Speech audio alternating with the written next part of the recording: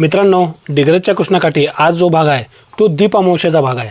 श्रावण जेव्हा सुरू होतो तेव्हा पहिली जी अमावस्या असते त्याला दीप अमावस्या म्हटले जाते आणि दीप अमावस्ये दिवशी डिग्रजच्या कृष्णाकिनारी मला काय काय पाहायला मिळालं याचा हा भाग आहे। याच्या भागानंतर वेगवेगळे असे कंटिन्यू भाग डिग्रजच्या कृष्णाकिनारी सतत येत असतात, त्यामुळे तुम्ही पाहत चला आणि आवडल्यास तुमच्या मित्रांशी देखील शेअर करत चला। आणि दीप अमावस्येचा भाग झाल्यानंतर आपण मुलं बैलगाडी घेऊन आपल्याकडे आली आहेत, बैलगाडी तयार करून त्याचा भाग आहे। अशा प्रकारे वेगवेगळे भाग कंटिन्यू सुरू आहेत, तर डिग्रजचा कृष्णाकाठ पाहत चला।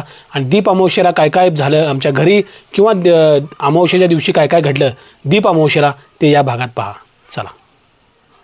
दीप अमावस्या असो किंवा नसो, पण हा डिग्रजचा कृष्णाकाठचा बोर्ड नेहमीच झळकत असतो लाईटमध्ये। तर मौजे डिग्रज आपलं गाव आहे आणि या गावामध्ये आपण दीप अमावस्या कशा प्रकारे साजरी केली त्याचा हा भाग आहे।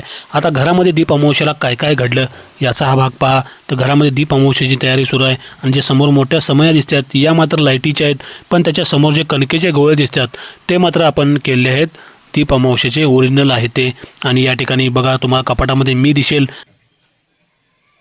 आणि या दीप अमावस्येची पूर्ण तयारी कोण केली आहे तर तुमच्या वहिनीने म्हणजे माझ्या पत्नीने या पूर्ण दीप अमावस्येची तयारी केली आहे आणि अतिशय छान आणि सुरेख अशी दीप अमावस्येची तयारी हिने केली आहे।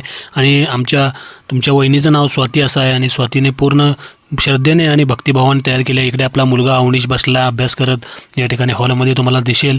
आणि पुन्हा काही वेळानंतर त्याचा एक मित्र एक आलेला आहे, तो देखील डिग्रजच्या कृष्णाकाठच्या व्हिडिओत असतो आणि याने देखील काल उद्या भाग जो येणार आहे त्यामध्ये बैलगाडी जी काही करून दाखवली आहे ती यानंच दाखवली आहे।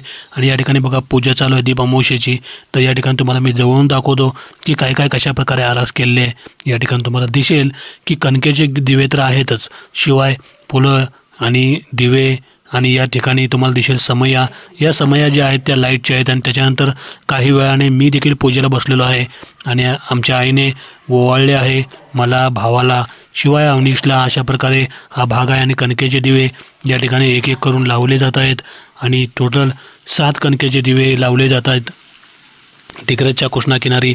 तर या ठिकाणी दीप अमावस्या दिवशी काय काय तयारी झाली घरामध्ये ह्याचा भाग आहे। अवनीश बघा घरा कसं बसला आहे देव बरोबर दीप अमावस्येसमोर पूजन करायसाठी। त्याच्यानंतर मी बसलेलो आहे, मी देखील पूजन केलं आहे। आणि आता लाईटच्या समया लावल्या आहेत बघा, या लाईटच्या समया समोर आहेत आणि ओरिजिनल समया देखील आहेत। तर दीपची पूजा केली जाते दीप अमावस्येला आणि या ठिकाणी मी पूजा करत आहे। प्रथम देवाला, आपला देवाला जिथं आहे तिथे नमन करत आहे आणि बरोबर फुलं ठेवत आहे दीप अमावस्येच्या ठिकाणी। आणि फुलं ठेवून या ठिकाणी मी दीप अमावस्येला नमन करत आहे आणि म्हणत आहे की पूर्ण जगातलं दुःख दूर होऊन दे देवा आणि पूर्ण जगात सुखी शांती समृद्धी नांदू दे आणि सर्वांना दीप अमावस्येने सर्वांच्या आयुष्यात उजळ प्रकाश पडून दे आणि सर्वांचे आयुष्य उजळून जाऊन दे, अशा प्रकारे देवाला मी प्रार्थना करत आहे। आणि सर्वांना सुखात ठेव आणि विश्वप्रार्थना अशा प्रकारे करून झाल्यानंतर आईने मला ओवाळले आहे। इथे बघा आई ओवाळत आहे आणि आई ओवाळत आहे मला या ठिकाणी ज्या दिवशी आहे दीपपूजन आणि दीपपूजनाचा हा मंगलमय दिवस आहे त्या ठिकाणी आई मला ओवाळत आहे।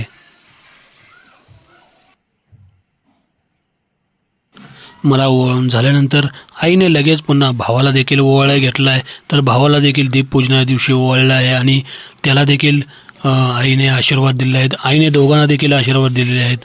आईसाठी 2 मुलं सारखीच, आईला कितीही मुलं असली तर प्रत्येक मूल हे आईला सारखंच असते।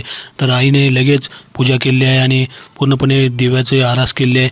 आता या ठिकाणी मी जिथे पाया पडत आहे हे बसवेश्वर मंदिरामधले कासव आहे। आता बसवेश्वर मंदिरामध्ये मी पाहायला आलो की दीपपूजनासाठी काही केलं आहे का, तर इकडे बघा मी पाहिलं की मुलं भरपूर आले आहेत त्या ठिकाणी। आणि दीपपूजनाच्या दिवशी इथे बघा फक्त थोडेसे दिवे वगैरे लावले आहेत आणि समोर रांगोळीची आरास केली आहे, फुलांची आरास केली आहे आणि त्याच्यामध्ये दीपपूजन केलं आहे। एका समईचं पूजन केलं आहे। ठीक आहे, बसवेश्वर मंदिरामध्ये भरपूर प्रमाणात नाही, पण दीपपूजनाच्या तयारी मात्र भरपूर चांगल्या प्रकारे केली आहे।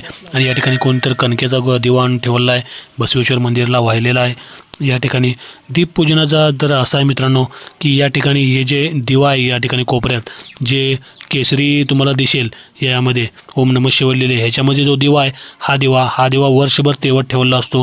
हा दिवा समयप्रमाणे वर्षभर राहतो आणि त्याच्यामध्ये तेलाची अशी रचना केली असते की तेल ऑटोमॅटिक त्या दिव्यामध्ये येऊन पडणार आणि वर्षभर हा दिवा इथं लागून राहणार। आणि डिग्रजच्या घोषणा करणारी बसवेश्वर मंदिराचे वेगवेगळे भाग तर तुम्ही पाहताय बसवेश्वर मंदिरात काय घडतंय. शिवाय बसवेश्वर मंदिराचे यात्रेचे भाग आहेत, वेगवेगळे असे भाग चालू असतात.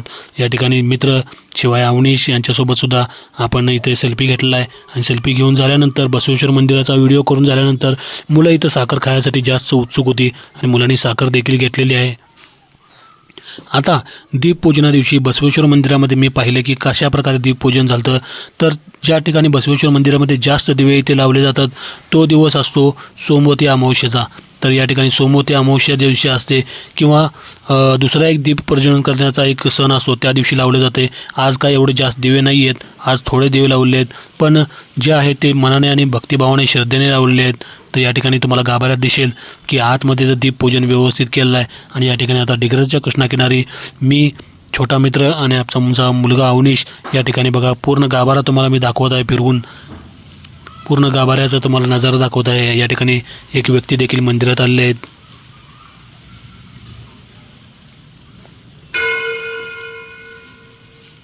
हे पहा, तुम्ही पाहू शकला की आतून बसवेश्वर मंदिर कसं दिसतंय. हे पूर्णपणे गाभाऱ्यातून दिसतंय आणि बाहेरून तर तुम्ही बऱ्याच वेळा पाहिलंच आहे यात्रेच्या भागा दिवशी आणि बऱ्याच भागात वेळी. शिवाय दुसरं एक छोटंसं मंदिर आहे, नागदेवतेचं मंदिर तर बाजूलाच आहे. आणि इथे शंकराची पिंड आहेत, 2 पिंड, शिवाय नंदी आणि श्री गणेश अशा प्रकारे मूर्ती देखील आहेत.